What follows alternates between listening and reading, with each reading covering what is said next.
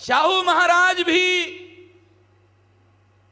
आजादी का, तथाकथित आजादी का, सो कॉल्ड इंडिपेंडेंस मूवमेंट में शामिल होने के लिए इनकार करते हैं। शाहू महाराज से ज्यादा समझदार हमारे लोग आजकल के पढ़े लिखे लोग हो गए हैं। ज्योतिराव फुले से भी हो गए हैं, शाहू महाराज से भी हो गए हैं। लाला लजपत राय अमेरिका में बाबा साहब आंबेडकर को मिलने के लिए गए और कहा स्वातंत्र्याच्या आंदोलनामध्ये, आजादी के आंदोलन में शामिल हो जाओ। बाबा साहब ने कहा नहीं।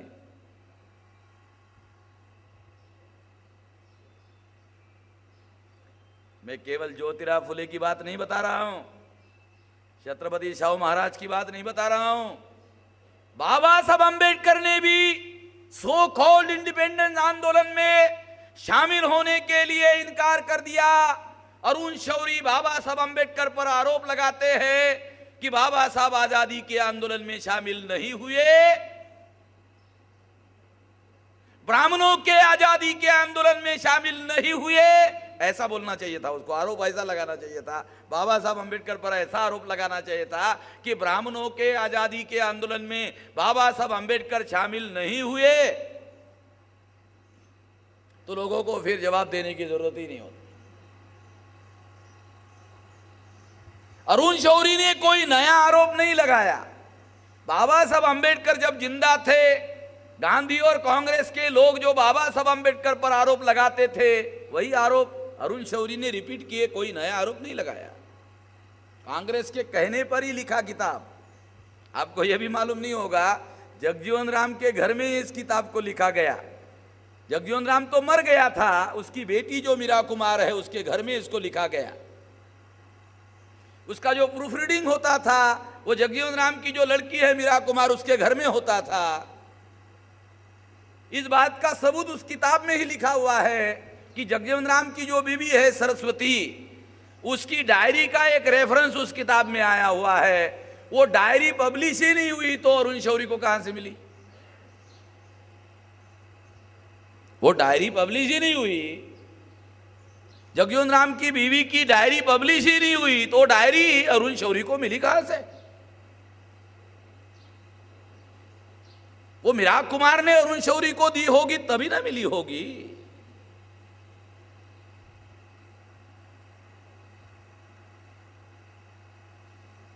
ज्योतिराव फुले तथाकथित आजादी के आंदोलन में शामिल नहीं हुए। शाहू महाराज तथाकथित आजादी के आंदोलन में शामिल नहीं हुए। बाबा साहब आजादी के आंदोलन में शामिल नहीं हुए। उन्होंने लिखा, बाबा साहब आंबेडकर ने लिखा मराठी में, बहिष्कृत भारत में लिखा, पारतंत्र्यामध्ये ज्यांच्या आम्हाला बाता सहन होत नाही, स्वातंत्र्यामध्ये त्यांच्या आम्हाला लाथा खाव्या लागणार।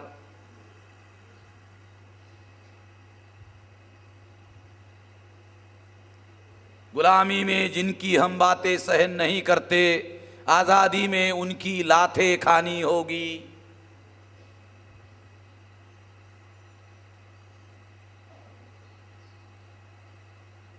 ये जो आजादी का आंदोलन है, ये आजादी का आंदोलन जिसको हमारे पढ़े लिखे लोग पढ़ते हैं और उस पढ़ने के मासूद इतिहास को अपना इतिहास मानते हैं, और उस इतिहास को इतिहास मानकर वो भी अपनी राय बना लेते हैं कि आजादी का आंदोलन था। 1918 को जब साउथबरो कमीशन भारत में आया, अंग्रेजों ने धीरे धीरे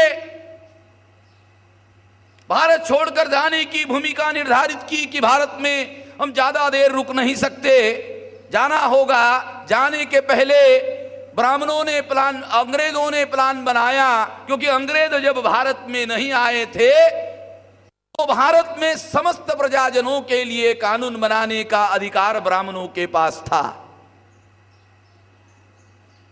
जब अंग्रेज भारत में आए तो उन्होंने सबसे पहले ब्राह्मणों का कानून बनाने का अधिकार समाप्त कर दिया और उसे अपने नियंत्रण में लिया। ब्राह्मणों का जो बीपीसी है, ब्राह्मण्स पीनल कोड, मनुस्मृति जो ब्राह्मण्स पीनल कोड है उसे रद्द कर दिया और उसके जगह आईपीसी, इंडियन पीनल कोड लागू किया। काल्पनिक बातें नहीं बता रहा हूं हवा में। जब अंग्रेजों ने सोचा भारत छोड़कर जाना होगा, तो उन्होंने सोचा कि भारत में कानून बनाने पर अंग्रेज जाने के बाद अकेले ब्राह्मणों का अधिकार नहीं होना चाहिए, इसलिए विधिमंडलों का गठन होना चाहिए और विधिमंडलों में भारत की समस्त प्रजाओं को रिप्रेजेंटेशन होना चाहिए। इसके लिए साउथ बरो कमीशन 1918 को जब भारत में आया तो बाबा साहब अंबेडकर ने रिटन मेमोरेंडम सबमिट किया, रिप्रेजेंटेशन की मांग की। छत्रपति शाहू महाराज के कहने पर भास्करराव जाधव जो सत्यशोधक समाज के प्रेसिडेंट थे, उन्होंने भी मराठा समेत अदर बैकवर्ड क्लासेस के लोगों को विधिमंडल में रिजर्वेशन, रिप्रेजेंटेशन की मांग की। तो उस समय कांग्रेस के सबसे बड़े नेता बाल गंगाधर तिलक थे। अभी गांधी जी भारत के राजनीति में आए नहीं थे।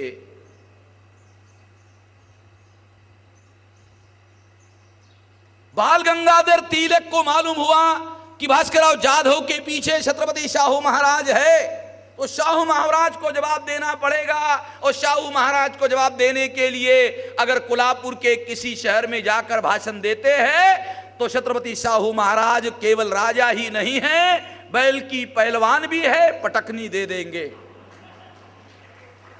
बाल गंगाधर को ऐसे लगा,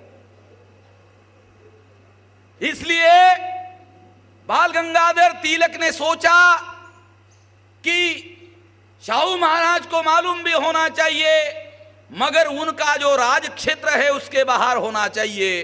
तो एकदम कोल्हापुर का जो बॉर्डर लाइन थी, उस बॉर्डर लाइन पर एक गांव था बेलगांव, और कोल्हापुर के बॉर्डर लाइन पर एक गांव था अथनी। अभी भी ये आप लोग उसको देख सकते हो। अथनी नाम के गांव में, जहां एकदम बॉर्डर पर लगा, मगर शाहू महाराज का राज वहां नहीं, वहां अंग्रेजों का राज।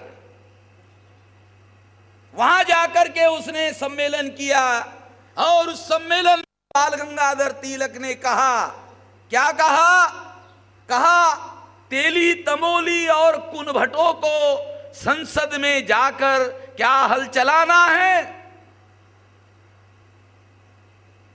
शाहू महाराज ने संसद में, विधिमंडल में हमारे लोगों को रिप्रेजेंटेशन की, ओबीसी को, मराठा लोगों को रिप्रेजेंटेशन की मांग की, तो बाल गंगाधर तिलक ने जाकर के शाहू महाराज को जवाब दिया।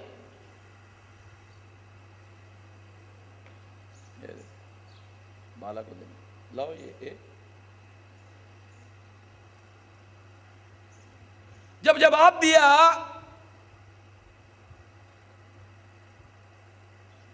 तेली, तमोली और कुनभटों को संसद में जाकर क्या हल चलाना है, पब्लिक मीटिंग में जवाब दिया। प्राइवेट में नहीं जवाब दिया, पब्लिक मीटिंग में जवाब दिया।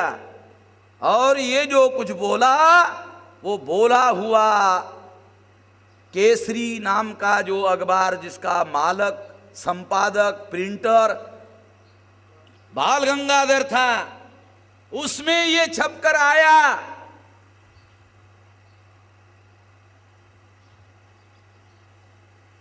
मैं उस रेफरेंस की बात आप लोगों को बता रहा हूं।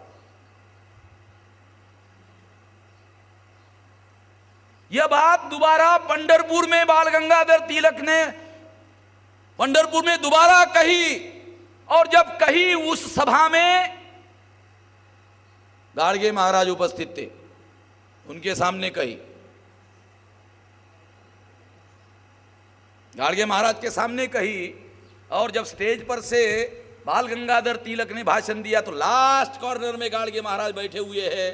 जब बाल गंगाधर को दिखाई दिया तो वो स्टेज पर उतरकर गाड़गे महाराज के पास गए और उनको स्टेज पर आके स्टेज पर लाया और कहा कि आमा ब्राह्मणांना थोडं 2 शब्द मार्गदर्शन करा।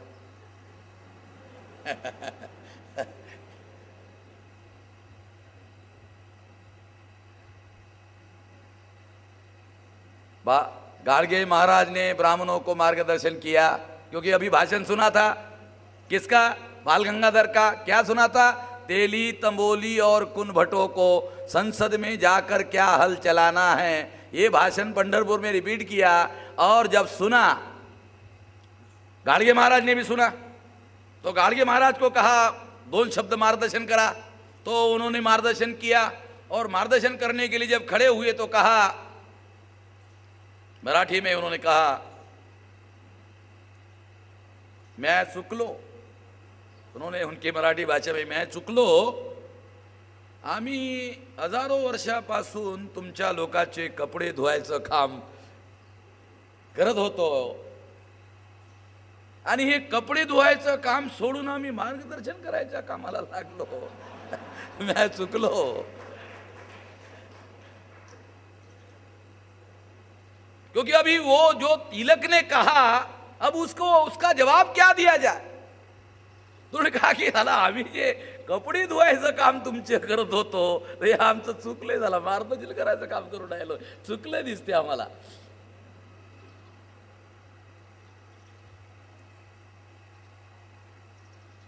साथियों, बाल गंगाधर तिलक ने तेली तंबोली और कुनभटों को संसद में जाकर क्या हल चलाना है, ये बात कही, अखबार में छपी। हम लोगों को, आप जितने पढ़े लिखे लोग हैं, सब लोगों को एक पढ़ाई हमारे देश में पढ़ाई जाती है, और उस पढ़ाई में, किताबों में पढ़ाया जाता है स्वराज्य हमारा जन्मसिद्ध अधिकार है और उसे हम लेकर रहेंगे। ये पढ़ाई हम लोगों को पढ़ाई जाती है। स्वराज्य हमारा जन्मसिद्ध अधिकार है और हम उसे लेकर रहेंगे, ऐसा बाल गंगाधर तिलक का नाम लेकर हम लोगों को पढ़ाया जाता है। स्वराज्य हमारा जन्मसिद्ध अधिकार है, चाहेला आमच्या लोकायला भरून येते मार, अंतकरण जे भरून येते त्यांना एवढं सर आमचे स्वराज्य असं।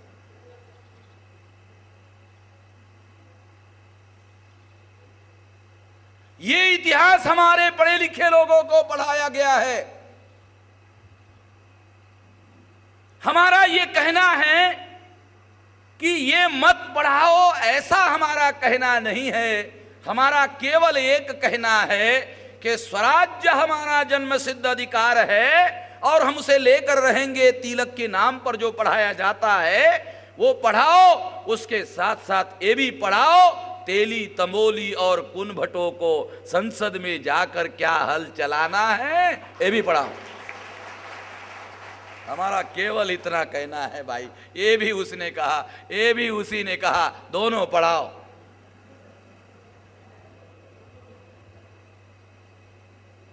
अगर वो इतिहास है ऐसा कहकर पढ़ाते हो, ये भी इतिहास है, ये भी पढ़ाओ। अगर दोनों बातें साथ साथ में पढ़ाई जाएगी तो हमारे लोगों को समझ में आएगा कि तिलक के द्वारा जो स्वराज्य का आंदोलन चलाया जा रहा था वो सभी लोगों के स्वराज्य का आंदोलन